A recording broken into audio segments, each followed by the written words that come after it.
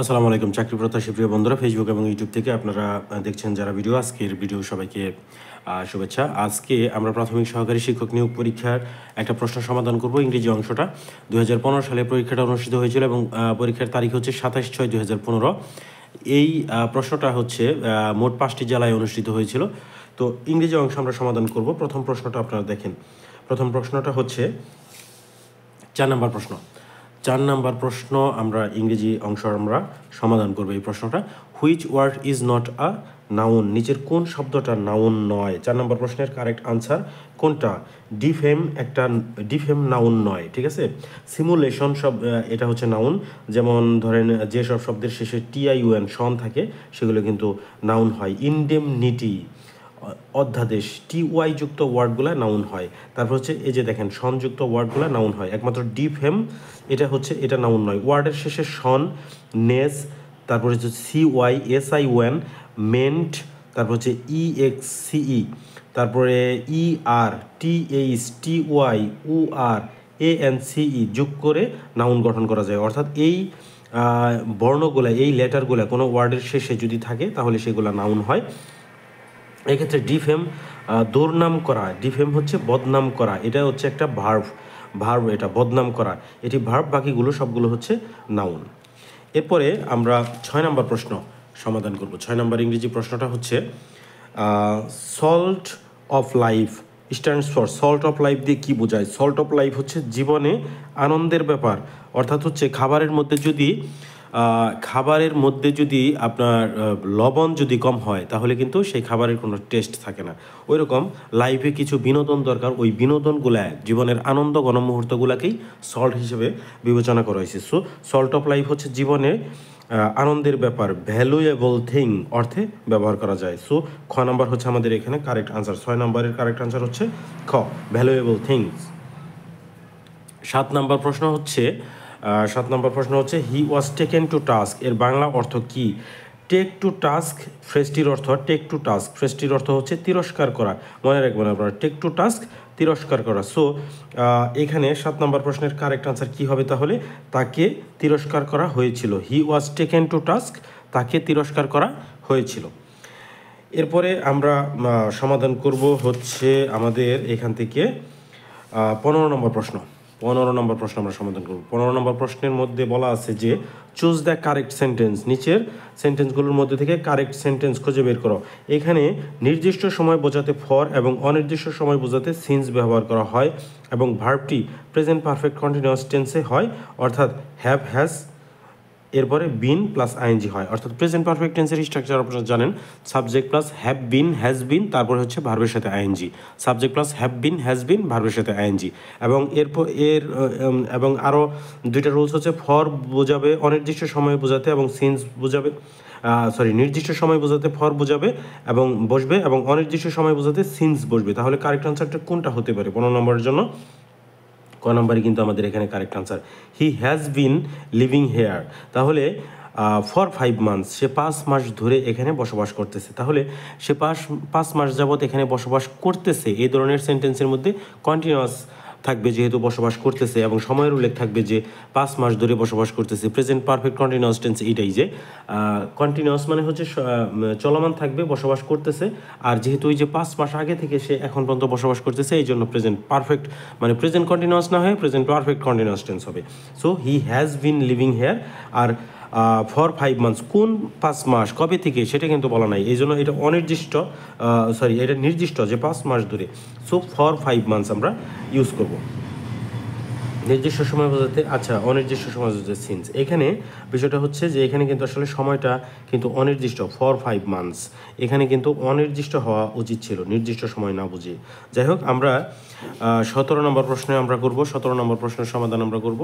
এটা হচ্ছে যে to read between the lines, এটার অর্থ কি? To read between the lines, to read between the lines যত্ন সহকারে কোনো নিহিত অর্থ খোঁজাকে বোঝায়, অর্থাৎ কোনো একটা বিষয়ের ভিতরে যে অন্তর্নিহিত তথ্য যেটা সরাসরি বোঝা যায় না, একটু চিন্তা ভাবনা করে বোঝা যায়, এটা মনোযোগ দিয়ে পড়তে হয়। এই জন্য to read between the lines এটা বোঝায়, অর্থাৎ to grasp the hidden meaning, অর্থাৎ লুকানো যে অর্থ সেটা বুঝতে পারা। 17 নম্বরের কারেক্ট আনসার। তাহলে আমরা কি করব?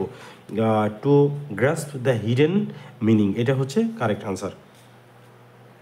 এরপর হচ্ছে 24 নম্বর প্রশ্ন আমরা দেখব। 24 নম্বর প্রশ্ন হচ্ছে হুইচ ইজ অ্যাডজেক্টিভ, নিচের কোনটা অ্যাডজেক্টিভ? স্পেশাল, লাভ, ক্রাইম, মাইজার। এটা এখানে হচ্ছে কারেক্ট আনসার 24 নম্বরের জন্য ক, স্পেশাল। স্পেশাল শব্দের অর্থ হচ্ছে বিশেষ, কোনো একটা ব্যক্তি বা কোনো একটা বস্তু সেটা কেমন সেটার সম্পর্কে, নাউন বা প্রনাউন সম্পর্কে অতিরিক্ত তথ্য দেয় যে ওয়ার্ড, সেই ওয়ার্ডটা হচ্ছে অ্যাডজেক্টিভ। সো আমরা বলবো যে স্পেশাল হচ্ছে একটা অ্যাডজেক্টিভ, কারণ আমরা বলতে পারি যে special subject, special person. So special person, ধরেন পার্সন একটা প্রনাউন, এই প্রনাউনের গুরুত্ব বোঝাচ্ছে, প্রনাউন সম্পর্কে অতিরিক্ত তথ্য দিচ্ছে যে পার্সনটা কেমন, স্পেশাল।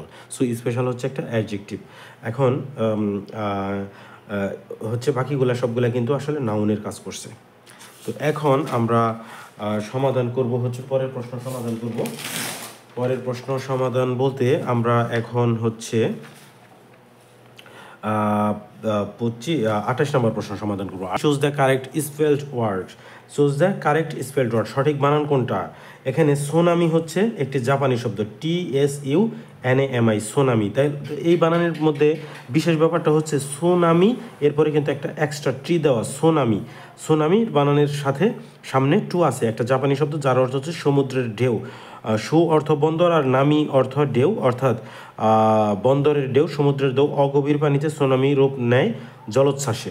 আচ্ছা, যাই হোক, তাহলে এটা হচ্ছে কারেক্ট আনসার, সুনামি। সো এটা হচ্ছে আমাদের কারেক্ট আনসার। এরপরে 31 নম্বর প্রশ্নটা আমাদেরকে সমাধান করতে হবে। 31 নম্বর প্রশ্ন, 31 নম্বর প্রশ্ন, the baby is always smiling এর বাংলা অনুবাদ হলো the baby is always smiling এর বাংলা অনুবাদ কোনটা? শিশুটির মুখে হাসি লেগেই আছে। The baby is always smiling, শিশুটির মুখে হাসি লেগেই আছে, এইটা হচ্ছে বাংলা ভাবার্থ। যাই হোক, 33 নম্বর প্রশ্ন। 33 নম্বর প্রশ্নের মধ্যে আমরা দেখব 33 নম্বর প্রশ্ন, চুজ দ্য কারেক্ট সেন্টেন্স, সঠিক সেন্টেন্সটা কি? এখানে সঠিক সেন্টেন্সটা হচ্ছে ঘ, the he speaks English like the English. এখানে বোঝার ব্যাপার আছে, হি স্পিক্স ইংলিশ, বাকিগুলা সঠিক নয় কেন? He speaks the English like the English, দুইটা জায়গায় দ্য আছে। দেখেন এখানে ব্যাপারটা হচ্ছে হি স্পিক্স ইংলিশ, এই ইংলিশের আগে কিন্তু দ্য নাই। সো এটাকে ভাষাকে বোঝাইছে, যখনই ইংলিশের আগে দ্য বসবে তখনই এটা ভাষাকে না বোঝায় জাতিকে বোঝাবে, মানে ইংরেজরা। তাহলে এখানে অর্থ কী হয়েছে? হি স্পিক্স ইংলিশ, সে ইংরেজি বলে, লাইক দ্য ইংলিশ, ইংরেজদের মতো। কিন্তু এইখানে কিন্তু তাহলে ভাষা ব্যবহার হয়েছে, মানে ভাষা হিসেবে ইংলিশ ব্যবহার হয়েছে, এটার আগে কিন্তু দ্য বসবে না। He speaks English like English, এই ইংলিশটার আগে দ্য বসা উচিত ছিল, যেহেতু এটা দিয়ে জাতিকে বোঝাচ্ছে। হি স্পিক্স, হি স্পিক্স সঠিক, সে বলে। হি ইজ স্পিকিং, সে বলতেছে। কিন্তু হি স্পিক্স এটা কোনো, হি ইজ স্পিক্স এটা কোনো মানে হচ্ছে কারেক্ট সেন্টেন্সের মধ্যেই পড়ে না, এটা কি কোনোভাবেই সম্ভব নয়। সো কারেক্ট আনসার হচ্ছে ঘ নাম্বার। 35 নম্বর প্রশ্ন হচ্ছে, 35 নম্বর প্রশ্ন, প্যারাডাইস লস্ট অ্যাটেম্পটেড টু, এখানে কি বিষয়? প্যারাডাইস লস্ট, ঘ number correct answer. Justify the ways of God to man, justify the ways of God to man. যারা লিটারেচারের স্টুডেন্ট তারা আপনারা জানেন এই প্রশ্নটা জন মিল্টনের প্যারাডাইস লস্ট থেকে নেওয়া হয়েছে। এখানে justify the ways of God to man মানে হচ্ছে এই বিষয়টাকে, এখানে এই বিষয়টা নিয়ে এখানে আলোচনা করা হয়েছে প্যারাডাইস লস্টে, justify the ways of God to man. আচ্ছা, 39 নম্বর প্রশ্ন হচ্ছে which one is reflexive pronoun? Myself, yourself, themself, herself, ourselves, plural হলে আওয়ার সেলফস, দেম সেলফস, এগুলা হয়। এগুলা সবসময় রিফ্লেক্সিভ প্রোনাউনের কাজ করে, মানে এগুলাকে রিফ্লেক্সিভ প্রোনাউন বলে। এখন আপনারা দেখবেন হচ্ছে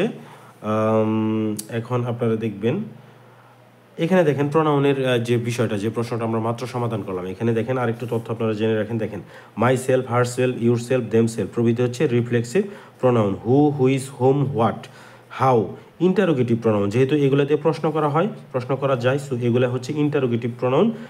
ইচ, আইদার, এভরি, নাইদার এগুলো হচ্ছে distributive pronoun. He, she, I, me প্রভৃতি হচ্ছে পার্সোনাল প্রোনাউন। এগুলো দিয়ে কোনো পার্সনকে বোঝায়, এই জন্য এগুলো পার্সোনাল প্রোনাউন। পরের প্রশ্নটা দেখেন 40 নম্বর প্রশ্ন, correct the passive form of I have to do it. তাহলে এইখানে 40 নম্বর প্রশ্নের কারেক্ট আনসার কি? 40 নম্বর প্রশ্নের কারেক্ট আনসার হচ্ছে it has to be done by me. দেখেন হ্যাভ টু, এখন এখানে নিয়ম হচ্ছে ইট, দেখেন ইট, তারপর হচ্ছে হ্যাভ টুর কিন্তু কোনো পরিবর্তন করা যাবে না। হ্যাভ টু হচ্ছে একটা মোডাল ভার্ব হিসেবে ইউজ করছেন, মানে সেমি মোডাল হিসেবে ইউজ করা হয়েছে। তো সেমি মোডাল আপনারা জানেন, নিয়ম জানেন যে মোডালের পর মোডাল যুক্ত অ্যাক্টিভ ভয়েসকে প্যাসিভ ভয়েস করার জন্য মোডালের পরে বি হয়, তারপরে ভার্বের পাস্ট পার্টিসিপল হয়। তাহলে এটা যদি সেমি মোডাল হয় তাহলে দেখেন ইট আমরা অবজেক্টকে সাবজেক্ট হিসেবে নিলাম ইট, তারপরে হচ্ছে মোডাল হ্যাভ টু, আয়ের জন্য হ্যাভ টু হয়েছিল, ইটের জন্য হ্যাজ টু হবে স্বাভাবিক। তাহলে 2 নম্বর রুলস কি, যে অক্সিলারি ভার্ব বসলো ইট হ্যাজ টু, এরপরে বি বসবে, মোডাল প্লাস বি হয় বি, তারপরে ভার্বের পাস্ট পার্টিসিপল ডান, তারপরে বাই, তারপরে মি, সাবজেক্টের অবজেক্টিভ ফর্ম মি। এইভাবে আমাদের প্যাসিভ হয়ে গেল। এখন হচ্ছে আমরা 46 নম্বর প্রশ্ন আমরা সমাধান করব। 46 নম্বর প্রশ্ন হচ্ছে, দেখেন ব্যাপারটা, which one is the correct sentence, নিচের কারেক্ট সেন্টেন্স কোনটা? 46 নম্বর প্রশ্ন, কারেক্ট সেন্টেন্স হচ্ছে ঘ number, neither of the roads leads to the railway station. দেখেন এখানে ব্যাপারটা হচ্ছে এই প্রথম অংশ, প্রথম প্রশ্ন দেখেন, আনসার দেখেন neither of the Rhodes R leading. দেখেন নাইদার অফ দ্য রোডস মানে হচ্ছে রাস্তাগুলোর কোনোটাই নয়, কোনো রাস্তাই সঠিক পথ দেখায় না। তাহলে এইখানে ভার্ব তো প্লুরাল হওয়ার প্রশ্নই আসে না, ভার্ব হবে সিঙ্গুলার, এটা ভুল। নাইদার রোডস আর, এখানেও ভার্ব প্লুরাল সিঙ্গুলার ভার্ব হবে, কারণ নাইদার অফ দ্য রোডস মানে রাস্তাগুলোর কোনোটিই নয়। তাহলে একটা হইলেই সিঙ্গুলার হয়, এখানে কোনোটিই নয়, এটা তো সিঙ্গুলার হবে নিশ্চিত। Neither of the Rhodes lead, দেখেন প্রেজেন্ট ইনডিফিনিট টেন্সে ভার্বের ভার্বের সাথে এস বা ইএস হয় যখন subject third person singular number হয়। তাহলে সাবজেক্ট তো নিঃসন্দেহে থার্ড পারসন সিঙ্গুলার নাম্বার, যেহেতু নাইদার অফ দ্য রোডস রাস্তাগুলোর কোনোটিই নয়, সো ভার্বের সাথে এস যুক্ত করা উচিত ছিল, leads. Neither of the roads, এই যে এস আছে, neither of the roads, sorry neither of the roads মানে রাস্তাগুলো, রাস্তার প্লুরাল ফর্ম বোঝাইছে কিন্তু রাস্তাগুলোর কোনোটিই নয়, সো মূল সাবজেক্ট কিন্তু সিঙ্গুলার হয়েছে। নাইদার অফ দ্য রোডস, এই যে লিডের সাথে এস আছে, সাবজেক্ট সিঙ্গুলার হওয়ার কারণে প্রেজেন্ট ইনডিফিনিট টেন্সে neither of the roads leads to the railway station. সমাধানটা আমরা দেখব, every one, everybody, any one, anybody, every one, everybody, no one, none, nobody, someone, each, either, neither, one, of প্রভৃতি singular হিসেবে ব্যবহৃত হয়, তাই এই ওয়ার্ড এর পরে ভার্ব সিঙ্গুলার হয়, তাই ঘই সঠিক আনসার। এরপরে হচ্ছে আমাদের 50 নম্বর প্রশ্ন। 50 নম্বর প্রশ্ন দেখেন, 50 নম্বর প্রশ্ন, এটার মধ্যে বলা আছে যেটা which one is correct, he said to me may you be happy. এখানে কারেক্ট আনসার হচ্ছে, কারেক্ট আনসার হচ্ছে খ, কারেক্ট আনসার খ, he wished that I might be happy. এটা হচ্ছে একটা অপটেটিভ সেন্টেন্স। অপটেটিভ সেন্টেন্সের নিয়ম আপনারা জেনে রাখেন, হি সেইড টু, সেইড টুর পরিবর্তে কি হবে, হি উইশড, যেহেতু এখানে একটা আকাঙ্ক্ষা করা হয়েছে যে মে ইউ বি হ্যাপি, তুমি সুখী হও, এটা একটা প্রত্যাশা করা হয়েছে।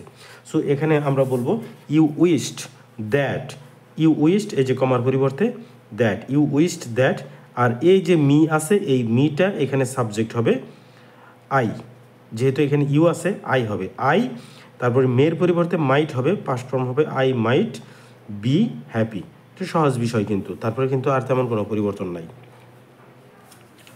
এরপরে আমরা পরের প্রশ্ন আমরা সমাধান করব।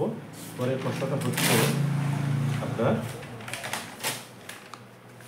এরপরের প্রশ্নটা হচ্ছে 55 নম্বর প্রশ্ন আমাদের এখান থেকে। 55 নম্বর প্রশ্ন, 55 নম্বর প্রশ্ন হচ্ছে what is the antonym of hybrid. হাইব্রিডের বিপরীত শব্দ কোনটা? হাইব্রিডের বিপরীত শব্দ হচ্ছে pure breed, pure breed, hybrid, pure breed. এখন হাইব্রিড অর্থ হচ্ছে সংকর বা উচ্চ ফলনশীল উর্বর প্রভৃতি, সিম্পল অর্থ সাধারণ, প্রোডাক্টিভ উৎপাদনমুখী, পিওর ব্রিড হচ্ছে নিম্নমান, অনুর্বর, নিম্নমান বা অনুর্বর। রেইস্ট হচ্ছে জাগানো, অতএব পিউরব্রিডই সঠিক উত্তর। এখানে যে বিষয়টা আসলে সঠিক আনসারটা আসে না, এখানে হাইব্রিড হচ্ছে সংকর, মানে হচ্ছে দুইটা জাত মিলে একটা নতুন জাত তৈরি করা, নতুন উচ্চ ফলনশীল জাত তৈরি করা। কিন্তু পিউরব্রিড হচ্ছে অরিজিনাল, যেটা হচ্ছে সংকর না, অরিজিনাল, সেটা বোঝানো হয়েছে এখানে। 56 নম্বর প্রশ্ন হচ্ছে fill in the blank, the climate is congenial dash health, congenial to, congenial হচ্ছে টু শব্দের অর্থ হচ্ছে উপযোগী, কনজেনিয়ালের সাথে সবসময় টু প্রিপোজিশনটা বসে এবং এটার অর্থ হচ্ছে উপযোগী। ঠিক তেমনি কন্ট্রিবিউট, কনসেন্ট, কন্ট্রারি, কনফার্ম প্রভৃতি প্রিপোজিশন টু গ্রহণ করে। আচ্ছা, যাই হোক, এগুলা কী কী, কোন কোন প্রিপোজিশন, কোন কোন ওয়ার্ড প্রিপোজিশন টু গ্রহণ করতে পারে সেটা এখানে বলা হয়েছে আর কি। যাই হোক, তো কনজেনিয়ালের পরে সবসময় প্রিপোজিশন টু ইউজ করতে হয়, সো এখানে আমরা টু ইউজ করব। কারেক্ট আনসার হচ্ছে গ নাম্বার। এরপরে হচ্ছে 61 নম্বর প্রশ্ন। 61, এটা হচ্ছে article is used based on pronunciation. আর্টিকেলটা আসলে উচ্চারণের সাথে সম্পর্কিত। আর্টিকেল আমরা লেটার বা বর্ণের সাথে সম্পর্ক করে আমরা আর্টিকেল সমাধান করতে যাই, এই কারণে কিন্তু আমাদের অনেক সময় মানে ভুল হওয়ার সম্ভাবনা থাকে। আসলে প্রনাউন্সিয়েশন দিয়ে আর্টিকেল সমাধান করতে হবে। যেমন হচ্ছে অনেস্ট, দেখেন হনেস্ট উচ্চারণ কিন্তু আমরা হনেস্ট বলি না, কিন্তু সামনে কিন্তু এইস আছে, তাহলে এইস কনসোনেন্ট, তাহলে আমরা কিন্তু কনসোনেন্ট থাকার কারণে যে আমরা এই ইউজ করব তা কিন্তু করি না, কারণ আমরা উচ্চারণ করে হচ্ছে অনেস্ট। আপনারা আর্টিকেল মনে রাখার সহজ বিষয় হচ্ছে কোনো শব্দ উচ্চারণ করার সময় যদি সরয়ে সরায় রস্যই এ, উ এবং এ এগুলো সামনে আসে, তাহলে এন বসবে, বাকি ক্ষেত্রে এ বসবে। যেমন হচ্ছে অনেস্ট, উচ্চারণটা কেমন হয়েছে, অনেস্ট, সরয়ও আসছে। অ্যাপল বা আপেল, সরয়ও বা সরায় আসছে, অথবা অ্যাপল এ আসছে, এগুলা যদি উচ্চারণ হয় তাহলে এন হবে স্বাভাবিকভাবে। আবার ক্যাট, ক্যাট ক আসছে, মানে ওই বর্ণগুলো আসে নাই, সরয় রস্যই এ, উ, এ এগুলা থেকে একটাও আসে নাই, ক্যাট, তাহলে এ ক্যাট আমরা ইউজ করবো। এইভাবে প্রনাউন্সিয়েশনের সাথে আর্টিকেলটা আসলে মূলত সম্পর্কিত। এরপরে হচ্ছে 66 নম্বর প্রশ্ন আমাদেরকে সমাধান এখন করতে হবে। Fill in the blanks, you should dash swimming, you should. 66 নম্বর প্রশ্নের কারেক্ট আনসার কি, ইউ শুড স্টার্ট আপ, খ নম্বর correct answer, you should start up swimming, মানে তোমার সুইমিং সাঁতার কাটা শুরু করা উচিত। গেট অফ হচ্ছে পালানো, গেট অফ পালানো, টেক অফ অবতীর্ণ হওয়া, স্টার্ট আপ হচ্ছে আরম্ভ করা বা শুরু করা, স্টার্ট আপই উপযুক্ত। এরপরে হচ্ছে 69 নম্বর প্রশ্ন। এই প্রশ্নটা হচ্ছে 69 নম্বর প্রশ্ন হচ্ছে duchess, DUCHESS, duchess is feminine of, ডাচেসের ফেমিনাইন হচ্ছে ডিউক, ডিউকের ফেমিনাইন ফর্ম হচ্ছে ডাচেস হচ্ছে পুরুষবাচক শব্দ, আর ডিউক হচ্ছে স্ত্রীবাচক শব্দ। তাহলে এখানে কারেক্ট আনসার হচ্ছে বড় ঘ নাম্বার কারেক্ট আনসার আমাদের এখানে। বাকিগুলা দেখেন, বাকিগুলা হচ্ছে বাচ, BUCH, বাচ, ডু, ঠিক তেমনি বাস। আচ্ছা, এটা কি এর ডু, আচ্ছা বাসের জন্য ডু, ড্রোন এর বি, র্যাম এর ইউই, স্ট্যাক এর হাইন্ড এবং মোনার্ক এর নান, এগুলো হচ্ছে আপনার হচ্ছে পুরুষবাচক এবং স্ত্রীবাচক শব্দ, ম্যাসকিউলিন এবং ফেমিনাইন জেন্ডার। যাই হোক, এখন আমরা 74 নম্বর প্রশ্নটা আমরা সমাধান করব। 74 নম্বর প্রশ্ন দেখেন, 74 নম্বর প্রশ্ন আশা করি দেখতে পারতেছেন। 74 নম্বর প্রশ্ন, 74 নম্বর প্রশ্নের মধ্যে বলছে যে feel in the blanks, he had written the book before he, কি হবে 74 নম্বর প্রশ্ন। 74 নম্বর প্রশ্নের কারেক্ট আনসার হচ্ছে খ, he had written the book before he retired. তাহলে দেখেন একটা অংশ যদি পাস্ট টেন্স হয়, বিফোরের একটা অংশ পাস্ট টেন্স হলে পরের অংশ কিন্তু পাস্ট টেন্স হবে। তাহলে এখানে উইল বি রিটায়ার্ড ফিউচার হবে না, হ্যাড রিটায়ার্ড, বিফোরের প্রথম অংশ যদি, মূল কথা বিফোরের প্রথম অংশ যদি পাস্ট পারফেক্ট হয়, পরের অংশ পাস্ট ইনডিফিনিট হবে।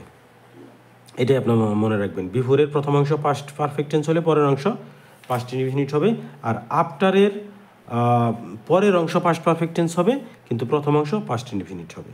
এটা আপনারা মনে রাখবেন এগুলা। এই জন্য এখানে রিটায়ার্ড, হি রিটায়ার্ড পাস্ট ইনডিফিনিট টেন্স হয়েছে। একটু আলোচনা করি। বিফোরের পূর্বে পাস্ট পারফেক্ট হয় আর পরে পাস্ট ইনডিফিনিট হয়। আফটারের পূর্বে পাস্ট ইনডিফিনিট হয় এবং পরে পাস্ট পার্টিসিপল হয়, মানে পাস্ট পারফেক্ট হয়। এটা পাস্ট পারফেক্ট হওয়া উচিত ছিল, পাস্ট পারফেক্ট হয়, তাই রিটায়ার্ডই কারেক্ট। মানে যে কথাটা আমি একটু আগে বললাম সেটাই কিন্তু আবার বলা হয়েছে এখানে, বলছে ওরা।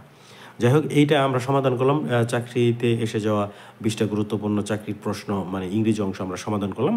আপনারা উপকৃত অবশ্যই হবেন যদি নিয়মিত প্র্যাকটিস করেন। আর আপনাদের সমস্যা যেখানে থাকবে আপনারা কমেন্ট করে আমাকে জানান। ভিডিওটি আপনারা দেখার জন্য, শেষ পর্যন্ত সাথে থাকার জন্য আপনাদের অসংখ্য ধন্যবাদ। দেখা হবে পরের আর একটা ভিডিওতে। Thanks for watching this video. আল্লাহ হাফেজ, আসসালামু আলাইকুম।